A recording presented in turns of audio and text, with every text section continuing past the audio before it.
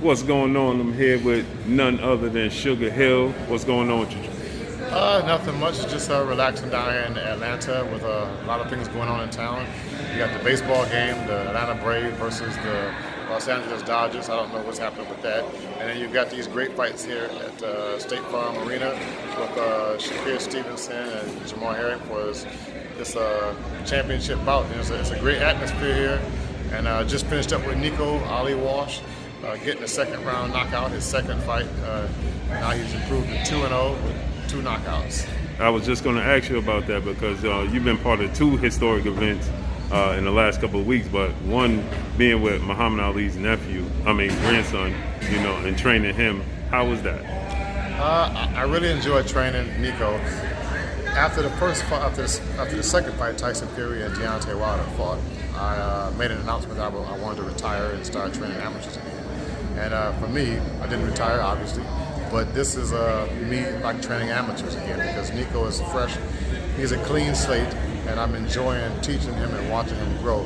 For me, that's exciting.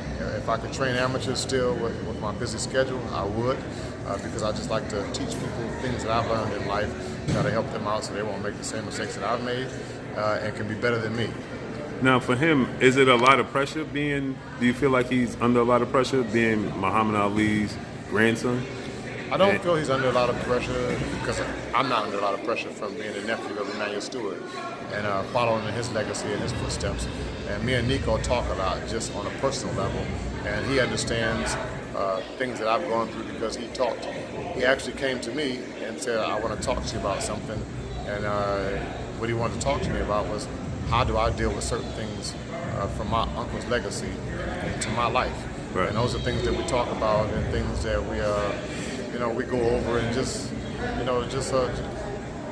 we just sit down and go through things because there are things in life that you have to be aware of, and I want to let him be aware of those things so he don't have these pressures. Right. That's like the perfect storm, right?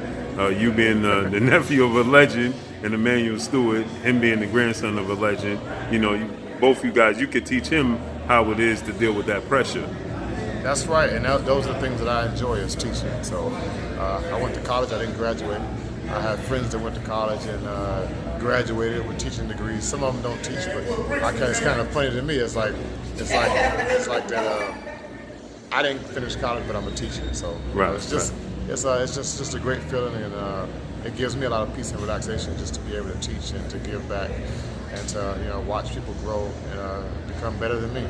Now, you heard the guys, they said that Fury put bricks in his hand. There's a lot of controversy surrounding the second fight. I didn't even hear that. I'm sitting here doing an interview, so I'm being really focused. And, I didn't hear everything he said. I just heard somebody in the background mentioning something. But if you have a question about it, I can elaborate on it, no problem. So I was one of the people that, his glove looked a little funny in the second fight.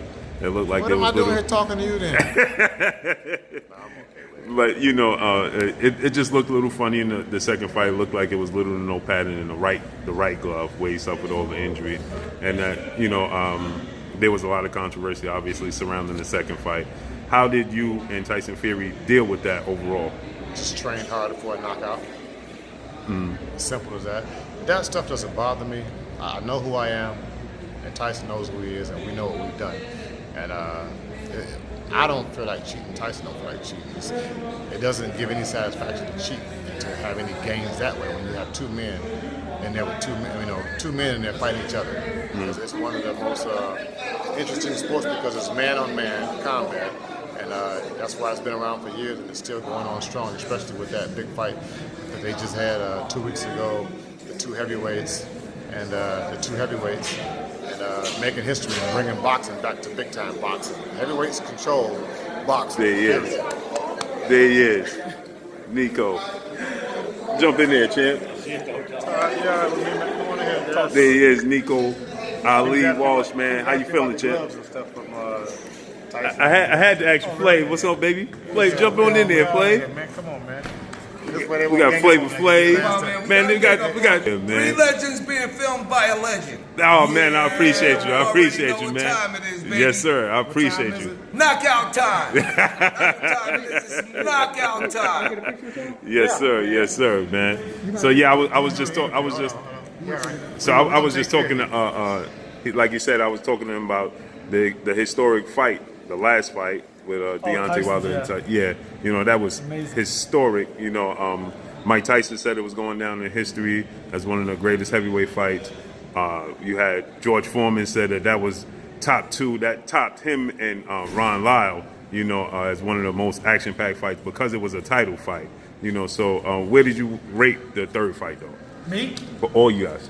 I said right after the fight that it was one of the greatest trilogies, and I compared it to the Thrilla in Manila with my grandfather and Joe Frazier, just because Tyson brings that out of people, but I feel like Deontay Wilder in particular, it was that kind of fight, But it's hard to say that it was the greatest because Tyson was clearly dominant in all fights, but it's definitely up there. Top 5 for sure. Yeah, I talked to He said 4, so you went from 5. Top 4 for sure.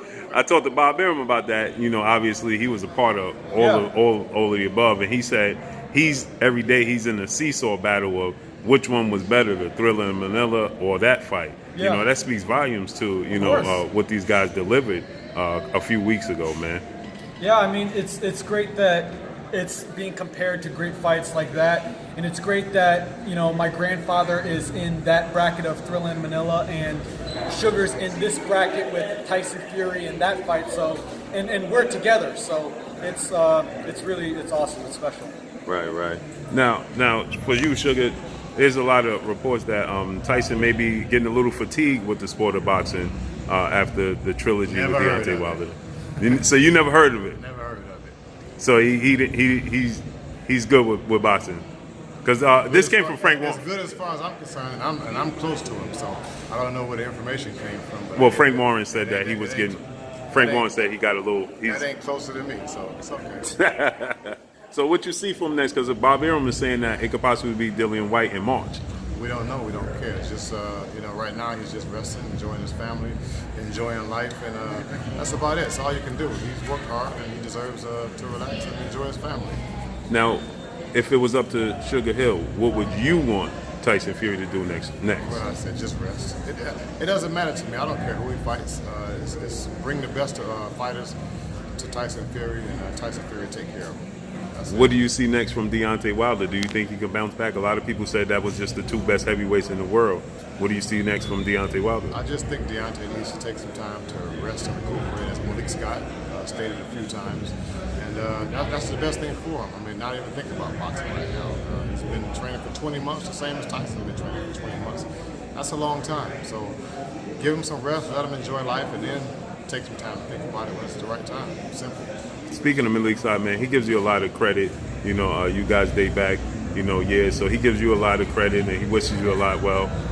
What's your thoughts on Malik Scott as a trainer moving forward? I thought Malik did a great job. He's a part of history as being, as the trainer for Deontay Wilder for this historic fight, part of the trilogy, which I'm sure will be made into a movie or something like that, or some kind of series, maybe like Fast and Furious. They got like 9 of them. Maybe they have like 9 episodes or 9 movies of this Tyson Fury and Deontay Wilder fight. So, well, he's done a great job. He showed that he made some changes in Deontay Wilder, and that he's capable and fully knowledge in boxing to take him to another level in his life. Actually, is from being a fighter and from being in a lot of sparring and training camps to being a full-fledged trainer. So I'm very happy for Malik Scott.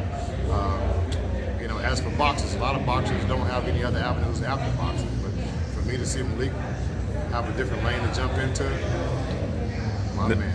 Now, what you think about Anthony Joshua coming to the States, and he seems to be searching for a new trainer.